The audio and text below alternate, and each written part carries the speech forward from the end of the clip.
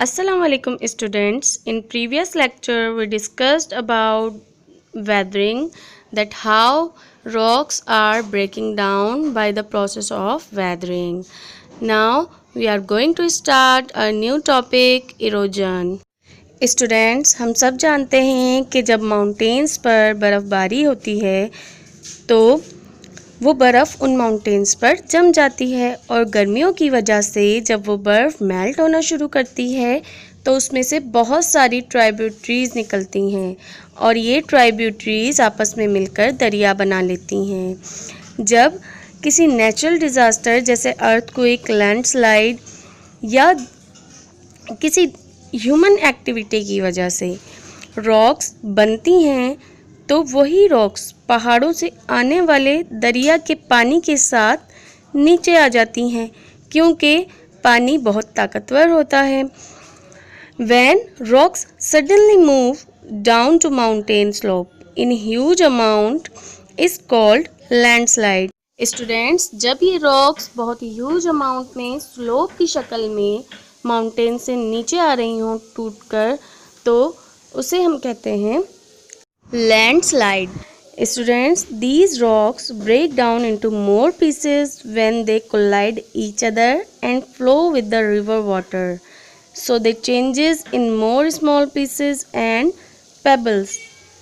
और ये दरिया के बहाव के साथ बहते बहते समंदर तक पहुँचते पहुँचते सैंड की शक्ल इख्तियार कर लेती हैं. So this process is called erosion. When the breakdown pieces of rocks move from one place to another. Students, there are three main agents जिसकी वजह से ये इरोजन हो रहा होता है. These are water, wind and ice. अब सबसे पहला है रनिंग वाटर. रनिंग वाटर की वजह से इरोजन क्यों होता है या क्यों ये इसका सबब बनता है. Students, the broken pieces of rocks have sharp edges, but in the flowing water of river, streams or by flood. Students, जब ये rocks और sediments के pieces एक दूसरे के खिलाफ मज़ाहमत करते हैं टकराते हुए, तो इनकी sharp edges smooth हो जाती हैं और ये दरिया के पानी के साथ समंदर तक बहती चली जाती हैं. इसी वजह से जो टॉप सॉइल होती है वो भी रिमूव हो जाती है. यहाँ हम बात कर रहे हैं वाटर इरोजन की, तो स्टूडेंट्स सिर्फ रिवर की वजह से ही नहीं, वाटरफॉल्स और ओशन वेव्स की वजह से भी वाटर इरोजन होता है. वाटरफॉल्स में क्योंकि पानी का बहाव बहुत ज़्यादा तेज़ होता है और उसकी फोर्स, उसकी ताकत बहुत होती है, इस वजह से वो भी इरोजन का सबब बनता है. और ओशन वेव्स क्या करती हैं, समंदर के किनारे पर मौजूद रॉक्स को तोड़ देती हैं अपनी ताकत से और कोस्ट लाइन का जो शेप होता है उसको भी चेंज कर देती हैं. इसलिए इरोजन रिवर से भी हो सकता है, वाटरफॉल से भी हो सकता है और ओशन वेव से भी हो सकता है. और दूसरे और भी एजेंट्स हैं जिनकी वजह से वाटर इरोजन होता है. तो यहाँ पानी क्या करता है, यहाँ पानी अपनी ताकत की वजह से ज़मीन को काटता है, उसे इरोड करता है. So that's why we call water is the main agent of erosion. The second agent of erosion is moving ice or glaciers. Student, moving ice means the glaciers like Himalayas, Hindu Kush and Karakoram. When these glacier melts slowly, हम glaciers को river of ice भी कह सकते हैं.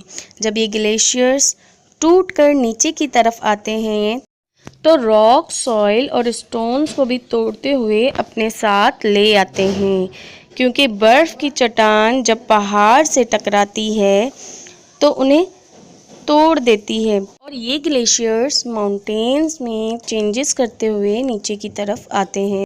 Then these glaciers create beautiful lakes और यही glacier move करते करते सरफेस पर डीप स्क्रैचेस बना देते हैं.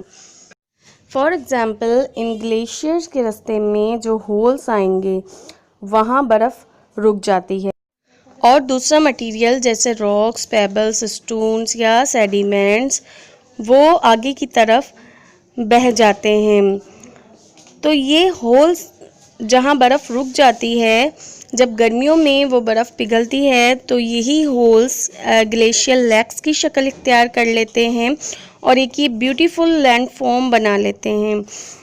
जब मूविंग आइस इन तमाम मटेरियल्स जैसे रॉक, सेडिमेंट्स, पेबल्स, स्टोन्स, इन सब मटेरियल्स को लेकर नीचे की तरफ आ रही होती है, सी लेवल की तरफ आ रही होती है, तो सी लेवल तक पहुँचते पहुँचते ये सारा मटेरियल उसी लेवल में डिपॉजिट कर देती है, जिसकी वजह से हमें खूबसूरत कलर की रेत देखने को मिलती है सी लेवल पर। तो ये कहलाता है moving ice erosion. Now students, wind erosion. In wind erosion the soil particles removed from the soil surface due to the action of wind.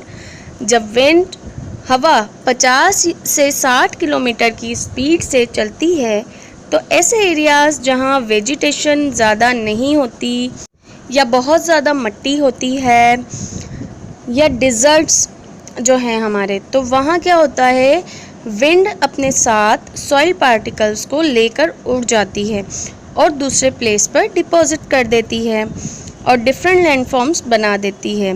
ये विंड ऐसे पार्टिकल्स को पिक करती है जो लूज पार्टिकल्स हों सॉइल के, जिसकी वजह से विंड इरोजन ज़्यादा होता है।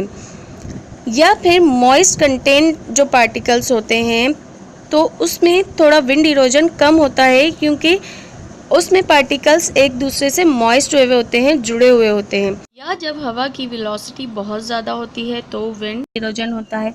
स्टूडेंट, ये तीनों एजेंट्स वाटर, विंड और आइस मुख्तलिफ लैंडफॉर्म्स बनाते हैं ज़मीन पर। इरोजन की वजह से मुख्तलिफ लैंडफॉर्म्स वजूद में आती हैं। I hope students you understand all the things about erosion. Now students, read page number 20 and 21. Listen the video and complete your SST worksheets at your home. Thank you for watching the video.